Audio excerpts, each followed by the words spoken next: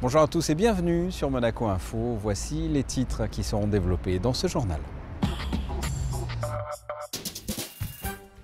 Un après-midi découverte professionnelle a été organisé au lycée Albert Ier. L'ASBM a mis en ligne son nouveau site Meet and Celebrate dans le but de faciliter l'organisation d'événements. Suite du cycle de conférences de la Fondation Prince-Pierre, cette semaine Arthur Rimbaud était à l'honneur. Et enfin, le 16e rallye Monte-Carlo historique a débuté ce week-end, la présentation de l'épreuve avec notre équipe sur place. Direction le lycée Albert Ier pour débuter ce journal.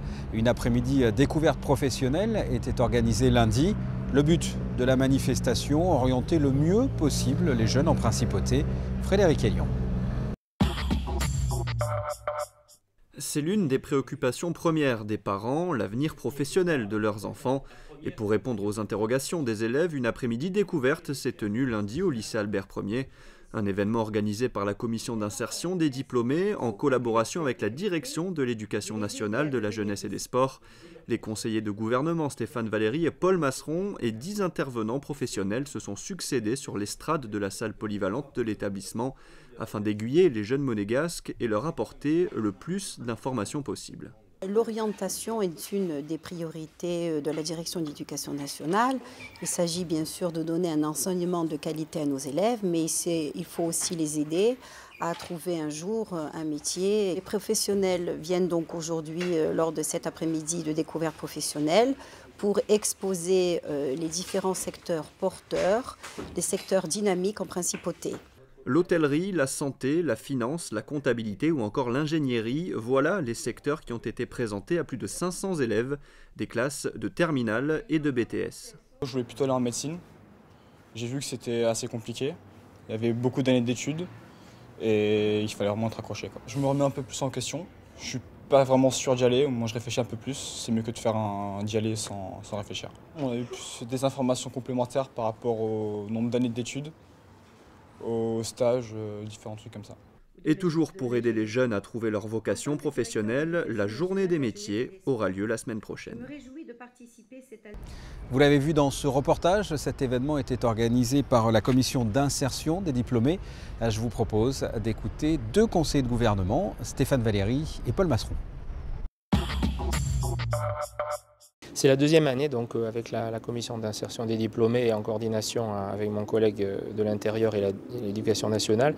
Nous organisons donc cette rencontre qui est très utile aux élèves de terminale puisque nous amenons des professionnels de secteurs qui recrutent à Monaco. Je crois que c'est très important parce que ça peut éclairer des élèves de terminale à mieux choisir leur formation future et leur emploi futur.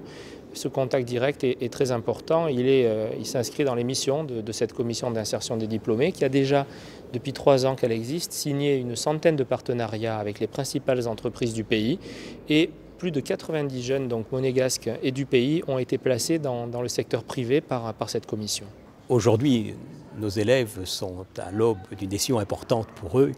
Il s'agit de choisir, je dirais, leur métier pour plus tard. Il y a 3 conditions pour la réussite. La première, c'est une excellente formation. Et ici, en Principauté de Monaco, avec la qualité de nos établissements, publics ou privés, je dirais, ils ont une chance tout à fait exceptionnelle. La formation, l'orientation ensuite.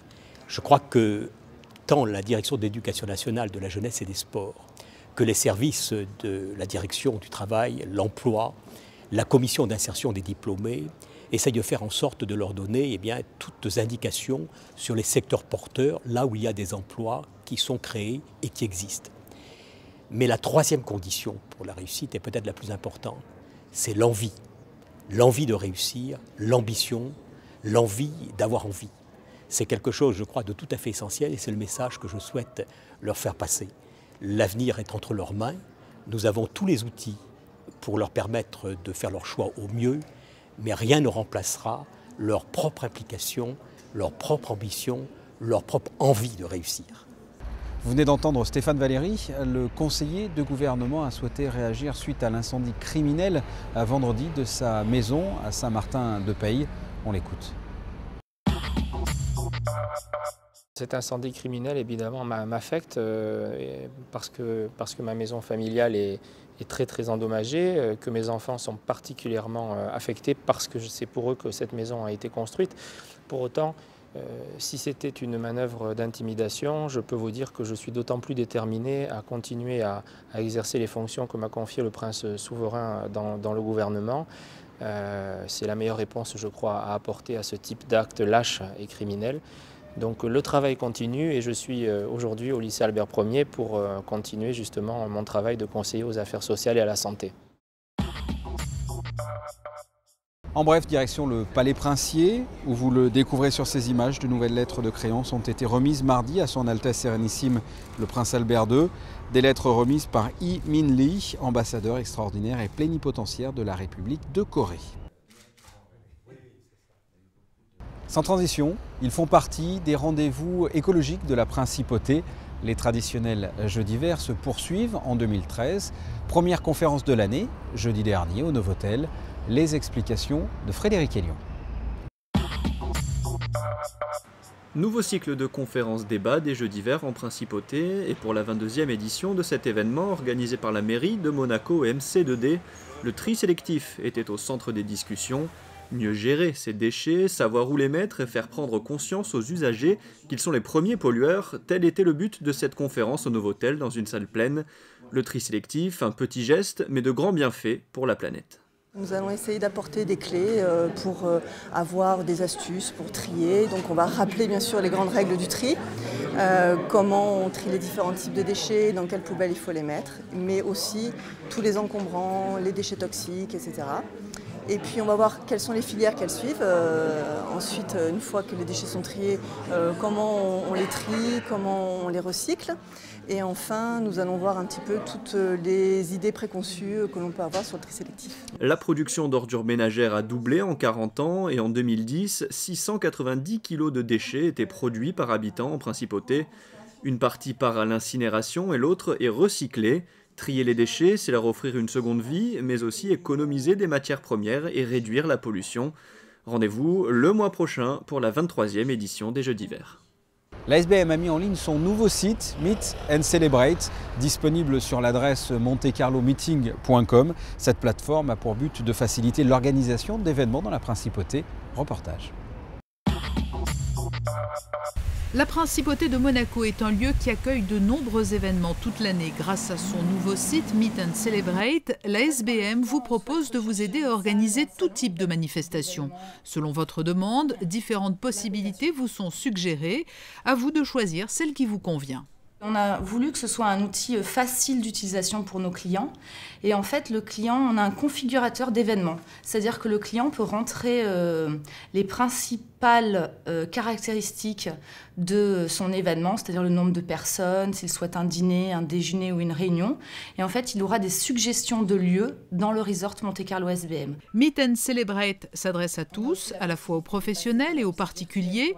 Meetings, conférences, congrès, mais aussi célébrations, banquets ou mariages, tout est possible. La SBM met son réseau à disposition des clients. On peut accueillir tout un tas d'événements, que ce soit un événement de 10 personnes pour un comité de direction, mais aussi un dîner de gala jusqu'à 950 personnes à la salle des Étoiles.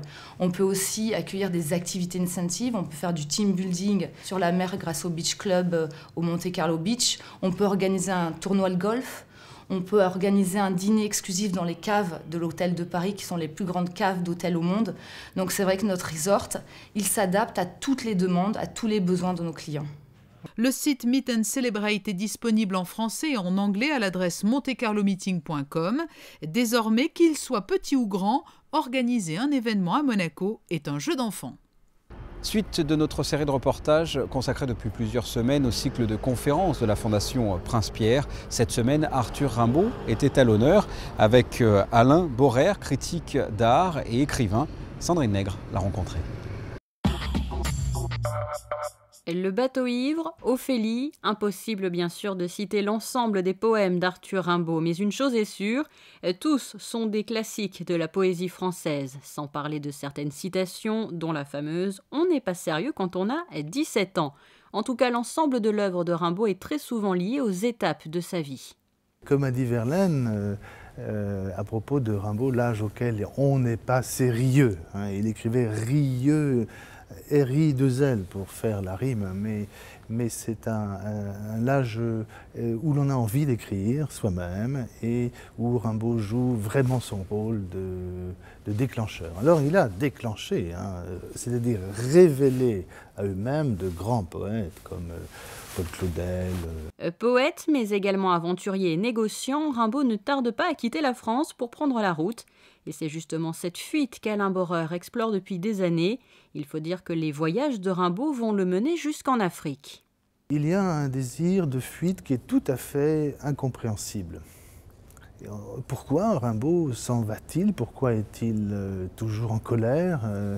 C'était une question de son copain Germain Nouveau, qui est un autre très grand poète. Et c'est une question parce qu'il ne laisse pas de réponse. Hein, il laisse vraiment des interrogations. Et ces interrogations sont devenues mondiales. Elles ont transformé les traditions de la poésie dans toutes les cultures. Mais surtout, elles sont ces interrogations de Rimbaud. Elles sont tellement brûlantes. Elles ne concernent pas seulement les 17 ans. Elles portent sur la vie même. Quoi faire, quand, où, et toutes ces réponses, nous les avons. Et lui ne les a jamais eues. Quoi faire, où, quand, comment. Arthur Rimbaud était votre oncle? Oui, c'était mon oncle, oui. Le frère de mon père. Et quand il est mort, vous aviez 6 ans. 10 ans. Et plus d'un siècle après sa disparition, l'influence d'Arthur Rimbaud est toujours très présente, en France bien sûr, mais pas seulement. Il est vrai que Rimbaud est la figure de proue de la littérature française, de la poésie mondiale et encore de cette exigence de la jeunesse, qui n'a pas d'âge, mais qui est absolument une présence et une sorte de flamme. C'est ça qui fait que Rimbaud figure, j'en souris, vous en sourirez, sur les bouteilles de whisky au Japon. Mais c'est aussi cela qui fait qu'il est l'objet de 800 thèses aux États-Unis. Et que non seulement il était présent dans les mai 68 de toute l'Europe et des États-Unis, mais aussi dans les grands questionnements de ce que les Américains, par exemple, appellent la Beat Generation. Prochain rendez-vous du cycle de conférences de la Fondation Prince-Pierre, lundi 4 février, après Rimbaud, place à la peinture d'Édouard Hopper. Le 16e rallye Monte-Carlo historique a débuté ce week-end. Au programme, les célèbres spéciales qui ont fait l'histoire de ce rallye. Lionel Bernardi et Vanessa Dessy, sur place, vous présentent l'épreuve. Plus de 300 concurrents au départ. Comme chaque année, le rallye Monte-Carlo historique affiche complet. Pour cette 16e édition, de grands pilotes ont rejoint l'aventure. Et malgré les années, la passion prend toujours le dessus. Rouler avec des berlinettes alpines, c'est très amusant. On a eu un peu de neige cette nuit, on s'est régalé. Et bon, on traverse des villages, des villes, il y a beaucoup de public. Donc une belle ambiance autour du Monte-Carlo, que ce soit le moderne et que ce soit les touristes. Quelquefois, ce n'est pas les mêmes personnes qui viennent sur le rallye, mais là, on rentre vraiment dans les villages et on touche un autre public. Le rallye Monte-Carlo, que ce soit l'historique ou le moderne, bon, moi j'ai une petite préférence pour le moderne parce qu'on attaque, ça va plus vite. Mais sinon, je vois plein de pilotes, des anciens pilotes de tous les pays qui sont très sympas. Il y a l'Australien, là, il y a un Australien avec une grosse voiture, il est vachement sympa. Et tout ça, c'est très bon pour le rallye Monte-Carlo en particulier. Les voitures ont plus de 30 ans, elles ont souvent marqué l'histoire et avec ce si grand vécu, la mécanique trahit rarement les équipages. Même si des fois les voitures sont un peu capricieuses, elles terminent souvent l'aventure sans trop de casse. J'ai la boîte de vitesse qui est un peu malade, alors je ne sais pas si ça va tenir jusqu'au bout, j'ai un petit doute. Mais ce que je ne veux pas, c'est tomber en panne sur le plateau de la Saint-Raphaël, il fait trop froid là-bas. Ouais. Est-ce que vous pensez que ça va être réparé? Vous allez pouvoir repartir? Non, repartir oui, parce qu'elle fait du bruit, elle n'est pas trop sympa, mais arriver au bout, ça, j'ai des petits doutes. Ah oui. Au départ de 5 villes, les concurrents sont en train de vivre 4 étapes de compétition intense sur route ouverte. De plus, comme à chaque édition, la très attendue neige s'invitera certainement sur le parcours pour le plus grand bonheur des spectateurs. Rallye historique de Monte-Carlo, toujours. 5 équipes engagées concourent pour l'association Cap Africa, une association qui opère entre autres des enfants au Niger. Parmi les équipes, le Belge Philippe Demanet et son copilote monégasque Thierry Revel. Ils roulent dans une Golf GTI de 1979.